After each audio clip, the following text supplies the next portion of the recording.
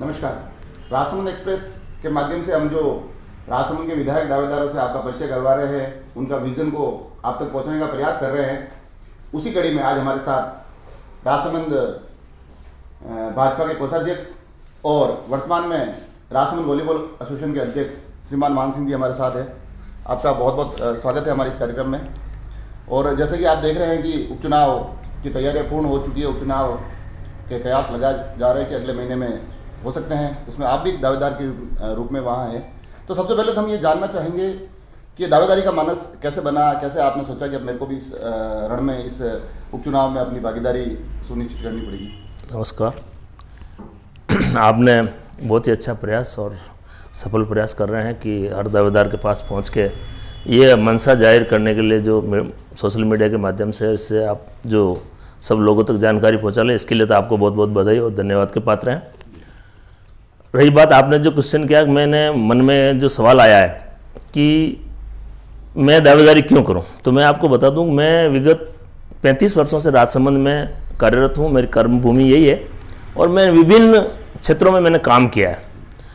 और मेरा स्तर जो एक बहुत निम्न छोटे चालक के रूप में मैं राजसमंद में प्रवेश किया था और आज मैं इस स्तर पे पहुंचा हूं, तो मैं अपने आप में एक अपने कामयाब मानता हूं कि मैंने व्यवसाय को अच्छे तरह से या मेरे व्यापार को या मेरे जो तजुर्बा इसको अच्छे तरह से पहुंचाया। और आज जब मैंने सारी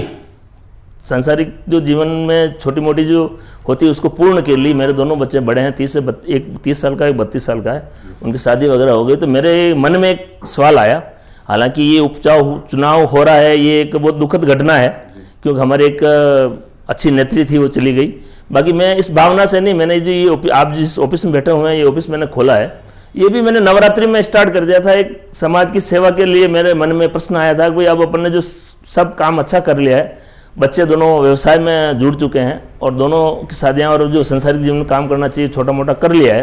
तो अब अपन क्यों नहीं इस क्षेत्र को भी समय देवें। ये मन में प्रश्न करके मैंने एक कार्यालय खोला था और ये मन में आया था कि आने वाले समय में समाज की सेवा करेंगे। अब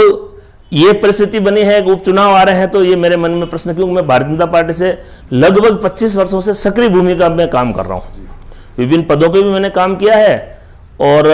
सामाजिक स्तर पे हमेशा सेवा के लिए तत्पर हूँ, क्योंकि मैं हर क्षेत्र से जुड़ा हूँ, इसलिए हर व्यक्ति मेरे से संपर्क में भी है और पार्टी को भी इसका फायदा मिलता है और मेरे को भी इसका फायदा मिलता है कि मैं एक अच्छे विचारधारा और राष्ट्रीय विचारधारा की पार्टी से जुड़ा हूँ। तो मन में प्रश्न आया क्यों नहीं अपन भी इसमें विचार रखें। अगर भारतीय जनता पार्टी मेरे को विश्वास करेगी, मुझे मौका देगी, तो मैं चुनाव लड़के विजय होऊंगा, ये मेरी भावना है। पर जैसे कि हम राज्य की परिस्थितियाँ देखते हैं तो राज्य में वर्तमान में कांग्रेस की सरकार है और उपचुनाव को माना जाता है कि सीधा आप सरकार से टकरा रहे हैं जी, क्योंकि यहाँ पूरा एक सरकार का एक समर्थन, उनकी योजनाएं, घोषणाएं एक उस रूप में कार्य करती है। तो इस उपचुनाव को आप एक दावेदार के रूप में और अपनी एक भाजपा के दावेदार के रूप में अपनी पार्टी के लिए और अपने व्यक्तिगत रूप से किस प्रकार से, कितना मुश्किल या कैसी राह देखते हैं? नहीं, आपकी बात ये सही है। सरकार एक अपने आप में सरकार की तंत्र को काम लेगी और सरकार के साथ चुनाव एक राजनीतिक पार्टी के साथ साथ सरकार के साथ भी लड़ना, ये हमारे को चुनौती है। मगर इस सरकार की जो नाकामी है, इस सरकार ने 2 वर्ष में कोई भी काम नहीं किया और सरकार केवल अपनी सरकारी तंत्र को उपयोग करके अगर चुनाव लड़ती है, तो मेरे ख्याल से उसमें हमारी विचारधारा को ही विजय मिलेगी, क्योंकि सरकार द्वारा कोई अच्छे कार्य अभी तक किए नहीं है और जो भी सरकार की घोषणा अभी तक हुई है, मैं आपको एक छोटी सी जानकारी देता हूँ कि सरकार जब हमारी भारतीय जनता पार्टी की थी, तब हमारे राजसमंद में डीएमएफटी का कम से कम 400 करोड़ रुपए था, जो लगभग 200 के करीब जो पैसा था वो राजसमंद विधानसभा का था। वो उन्होंने सरकार बनते कि जयपुर ले लिया, जो लोग अभी तक भी उसके परेशान हो रहे हैं। और अभी जो इन्होंने जुमला दिया है 150-200 करोड़ रुपए जो इन्होंने नया अभी 2 दिन में दिया, तो ये पैसा हमारा डीएमएफटी का पहले से पास था, हमारी सारी योजनाएं थी, हम उस योजना पे सरकारी जो मतलब है डीएमएफटी का पैसा, सारी योजना हमारे द्वारा लागू थी, उसी को वापस इन्होंने रिपीट करके खाली जुमला पकड़ाया हमको। मगर जिस प्रकार से हम गत 2 चुनावों का मार्जिन देखें तो विधानसभा में बड़े एक अच्छे अंतर से भाजपा प्रत्याशी किरण जी विजयी होती आई है, मगर इस बार जब नगर परिषद के चुनाव के जो परिणाम आए वो कहीं ना कहीं कांग्रेस के पक्ष में रहे और उसके बाद कांग्रेस थोड़ी अलग तरीके से उत्साहित दिख रही है, कुछ घोषणाएं भी हुई है राजसमंद जिले के लिए, तो उनके माध्यम से जो भारतीय जनता पार्टी के इस गढ़ में सेल लगाने की कोशिश की जा रही है, उसको आप किस प्रकार से देखते हैं, उसका मुकाबला किस प्रकार से करेंगे? नहीं, मैं आपको इस बारे में नगर पालिका चुनाव में जो हमारी हार ज़्यादा नहीं हुई है, 2000 वोटों का ही डिफरेंट रहा है, वो मोटा मोटी कोई ज़्यादा डिफरेंट नहीं है, और 3500 वोट हमारे निर्दलीय ले गए थे, तो वो ज़्यादा फर्क नहीं है। मगर जीत होती है, चाहे 1 वोट से हो, 1000 वोट से हो, मैं उसको स्वीकार करता हूँ। मगर मैं आपको एक चीज़ और कहूँ, कांग्रेस की एक शहरीकरण में उन्होंने पूरे राजस्थान में अपना एक मतलब कूटनीति के आधार पे वोटों की राजनीति को चयन करते हुए उनके जो वार्ड हैं उनको एक बहुत सूक्ष्म किया है, और भारतीय जनता पार्टी का जो मजबूत वार्ड है उसको बहुत बड़ा करके 1800 2000 का वार्ड है भारतीय जनता पार्टी का, और कांग्रेस के जो वार्ड थे 1000-1200 के थे, उसको 2 और 3 वार्डों में 4 वार्डों में उन्होंने विभाजित करके 10 वार्ड को बढ़ा दिया। ये उनकी एक असफल रही है, उसकी नीति हम थोड़ा कमजोर हुए वार्डों की गणित के हिसाब से। बाकी ठीक है, भारतीय जनता पार्टी अभी इस चुनाव में पीछे रही है, तो एक तो हमारी जो नेत्री थी वो नहीं थी, रही बात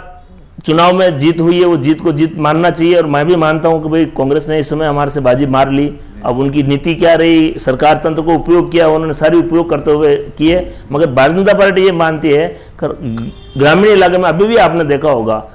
छोटे चुनाव हमेशा सरकार के पक्ष में जाते हैं, क्योंकि सरकार का समय बाकी है। मगर अभी जो ग्रामीण क्षेत्र में चुनाव हुए पंचायत राज के, तो आपने देखा होगा कि हम पूर्ण बहुमत से आए, जबकि आज से पहले का इतिहास ये रहा है कि जब जब सरकार कांग्रेस की होती है तब हमारा बहुमत 1/3 मतलब बहुत कम रह जाता है। इस बार कांग्रेस बहुत कम रही है, हम बहुत ज्यादा में हैं। इसी साथ जैसे कि राजसमंद विधानसभा मैंने पहले ही बताया कि भाजपा का गढ़ रही है, किरण जी काफी समय से रहे हैं, तो मैं आपसे एक तो ये जानना चाहूंगा कि अगर आपको अवसर मिलता है तो राजसमंद के लिए आपका विजन क्या रहने वाला है, और उसके साथ एक बात ये भी जोड़ना चाहूंगा कि कहीं ना कहीं सुर्खियों में एक बात रहती है कि किरण जी हालांकि बड़ी अच्छी नेता थी, बड़े अच्छे काम किए, मगर कोई एक बड़ा मील का पत्थर वो यहाँ स्थापित नहीं कर पाए। तो इन दोनों प्रक्रियाओं में आप किस प्रकार से रहेंगे, कि आपका विजन क्या रहेगा, और कुछ एक बड़ा जो एक कमी रह गई है उसको किस प्रकार से आप प्राथमिकताओं में देखते हैं? मैं आपको एक जानकारी के लिए देता हूं कि हमारे स्वर्गीय किरण जी और स्वर्गीय हरिओम सिंह जी, जिन्होंने अपने इस राजसमंद को एक अच्छी ऊंचाई देने के लिए अच्छे प्रयास किए।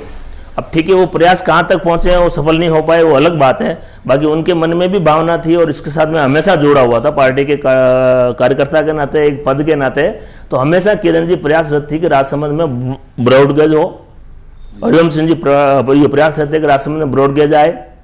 और जो राजसमंद झील है इसमें हमेशा लबालब भरी रहे, इसके लिए दोनों मानसी वाकल से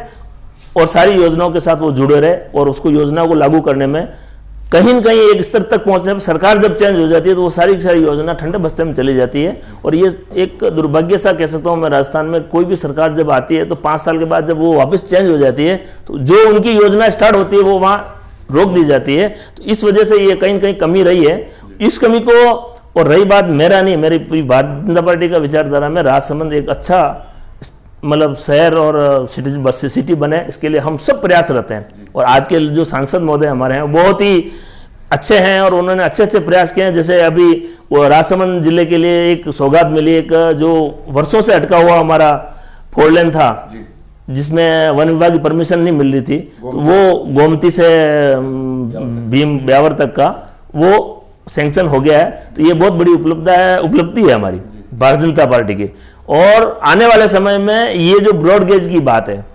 इसमें भी राजस्थान सरकार कहीं न कहीं अपनी कमजोरी बता रही है, कार्य को शिथिलता दे रही है, इस वजह से ये सैंक्शन नहीं हो पा रही। बाकी हमारी केंद्र में सरकार होने की वजह से और हमारे सांसद महोदय बहुत ही एक्टिव है। आने वाले समय में हम उनके साथ मिलकर जब यहाँ से भारतीय जनता पार्टी का विधायक चुना जाएगा तो दोनों मिलकर इस बात को आगे बढ़ा के राजसमंद को एक ब्रॉडगेज की लाइन मिलेगी। ये मेरी भावना है, ये बहुत बड़ा काम है, ये होना चाहिए, क्षेत्र के विकास के लिए भी होना चाहिए और राजसमंद झील भरे इसके लिए भी हमारा पूरा प्रयास रहेगा। और दूसरा, धार्मिक नगरी होने के नाते क्षेत्र में पर्यटन के विकास के लिए भी हम लोग प्रयासरत रहेंगे और जो क्षेत्र में पर्यटन के लिए जो प्रयास करेंगे वो हम पूर्णतः करेंगे। जैसे ब्रॉडगेज का विषय आया है तो ब्रॉडगेज को लेकर हालांकि अभी घोषणा भी हुई है, सांसद महोदया भी कर रही है, उनके साथ साथ भीम विधायक सुदर्शन सिंह जी ने भी इस मुद्दे को लेकर एक यात्रा निकाली थी। तो कहीं ना कहीं उसके बाद से एक उस विषय पर अपना अधिकार जमाने की या उस विषय को अपने द्वारा किया गया बताने की एक संघर्ष भी देखने को मिल रहा है। उस संघर्ष को किस प्रकार से देखते हैं राजनीति में? ये नहीं, देखो, राजनीति में लाभ लेने का हर आदमी प्रयास करता है, उन्होंने भी किया है, मगर प्रयास का मतलब ये नहीं होना चाहिए कि जब घोषणा हो जाती है और दूसरे दिन उसका टेंडर हो जाता है ना, वो कहते हैं मैंने प्रयास किया, तो ये तो जनता सोचती है। ये जनता ने जवाब अभी दिया उनको। अभी जो पंचायत चुनाव में है भीम क्षेत्र में जो उन्होंने हठधर्मिता की, लोगों के हमारे कार्यकर्ताओं के साथ उन्होंने जोर जबरदस्ती और एक दबाव की राजनीति कर रहे हैं, तो वो राजनीति से आज की जनता ने उसको उन्होंने अभी जवाब दिया है। और मैं क्षेत्र की जनता, आज भी राजसमंद की जनता बहुत ही अच्छी जनता है, अच्छे लोग हैं और वो कभी भी दबाव में काम नहीं करते हैं। सरकार हो तो भी और सरकार नहीं हो तो भी उनके मन में जो भाव है उसको भाव को हमेशा प्रकट करती है, ये मेरा विश्वास है। जैसे कि मेरा व्यक्तिगत तो आपसे जुड़ाव काफ़ी समय से रहा है और मैं देखता आया हूँ खेलों के माध्यम से। अभी आप वर्तमान में जिला वॉलीबॉल संघ के अध्यक्ष भी हैं, कणी क्लब के अध्यक्ष भी हैं और खेलों से काफ़ी समय से जुड़े हुए हैं। तो अगर इस और राजसमंद में मैं एक व्यक्तिगत रूप से ये भी मानता हूँ कि तैराकी, हॉकी, फुटबॉल, वॉलीबॉल और अभी जैसे हमने भावना जाट के रूप में एक और एथलीट अच्छी मिली है, तो काफ़ी प्रतिभाएं हैं। उनके लिए आपके पास कोई विजन है या उनके बारे में कोई प्राथमिकताओं के साथ कुछ सोचने वाली कोई? नहीं, मैं वैसे खेल की भावना से जुड़ा हूँ और वॉलीबॉल से मेरा आपके साथ ही मेरा साथ है और हम लगातार इस वॉलीबॉल को जो एक छोटे स्तर से अपन ने स्टार्ट किया था और आज पूरे जिले में हर ग्रामीण क्षेत्र में जाओगे तो हर पंचायत स्तर पे मोटा मोटी एक कोड बना है, सब लोग इसके ऊपर आकर्षित हुए हैं। तो मेरी तो भावना ये है कि अगर मुझे मौका मिलता है, भारतीय जनता पार्टी मेरे ऊपर विश्वास करती है और जनता मेरे पर विश्वास करके अगर मुझे इस क्षेत्र को कार्य करने का, समाज में सेवा करने का मौका देती है, तो खेल क्षेत्र में मैं हर पंचायत क्षेत्र पे जहाँ भी सुविधाओं की कमी है उस सुविधाओं को पूरा करने का मैं अपने आप में प्रयत्न करके वादा भी करता हूँ कि मैं पूरा करूँगा कि हर क्षेत्र में, हर पंचायत स्तर पे जो खेल में, क्योंकि खेल एक ऐसी परंपरा है जिससे व्यक्ति का विकास होता है और उस विकास के माध्यम से जब मजबूती मिलती है तो ही वो आगे बढ़ पाता है और अपनत्व की भावना जब खेल में पैदा होती है तो वो बहुत ज़रूरी है इस समय के लिए। आखिर में, क्योंकि ये इस चैनल के माध्यम से हम सभी प्रत्याशियों को, सभी दावेदारों को हम जनता के समक्ष प्रस्तुत कर रहे हैं, उनके व्यक्तित्व और उनके विजन से जनता को रूबरू करवा रहे हैं, तो ऐसे में राजसमंद के लिए आपकी तरफ से कोई संदेश या राजसमंद के निवासियों से आपकी तरफ से कोई आग्रह? मैं राजसमंद की जनता से हाथ जोड़ के निवेदन करता हूँ कि मैं एक राष्ट्रीय विचारधारा पार्टी से जुड़ा हुआ व्यक्ति हूँ और मैं भारतीय जनता पार्टी से ही अपनी दावेदारी प्रस्तुत की है और भारतीय जनता पार्टी अगर मुझे विश्वास करती है तो मैं आपसे भी जनता से अपेक्षा करता हूं कि आप भी मुझ पर विश्वास करना। मैं आपकी आकांक्षाओं पे खरा उतरूंगा, यही मेरा विश्वास है और आप सबका मेरा आशा है। धन्यवाद। जय भारत, जय हिंद। तो जिस प्रकार से आज हमारे साथ मान सिंह जी बारड भाजपा से दावेदारी कर रहे हैं और हमने इनसे विभिन्न मुद्दों पर चर्चा की, इनके विज़न और उससे इतर विकास की जो इनकी भावनाएं हैं, जो विकास से जुड़ी इनकी योजनाएं हैं, उस पर बात करने का प्रयास किया। तो जल्दी ही हम अगली कड़ी में अगले प्रत्याशी के साथ मिलेंगे। धन्यवाद।